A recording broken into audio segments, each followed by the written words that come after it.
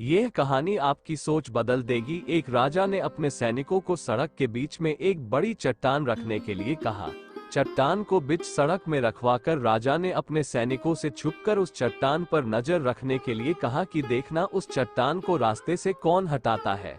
लोग उस जगह पर आते रहे और जाते रहे, लेकिन किसी ने भी उस चट्टान को रास्ते से हटाने की कोशिश नहीं की। उस चट्टान के पास से लोगों के गुजरने वालों में राजा के कुछ करीबी लोग और शहर के बड़े व्यापारी भी शामिल थे, और उनमें से कुछ लोग तो राजा को ही कोसने लगते कि क्या राजा इस चट्टान को भी रास्ते से नहीं हटवा सकता। लेकिन किसी ने भी उस चट्टान को रास्ते से हटाने का प्रयास नहीं किया। ऐसा काफी दिनों तक चलता रहा। एक दिन एक किसान अपनी सब्जियों के साथ उधर से गुजर रहा था। उसने चट्टान को रास्ते में पड़े देखा और सोचा कि सबको इस चट्टान की वजह से कितनी तकलीफ हो रही है। उसने अपनी मजबूत लाठी से उस चट्टान को एक तरफ धकेलने की कोशिश शुरू कर दी। काफी कोशिश के बाद वह उसे सड़क से हटाने में कामयाब हो गया।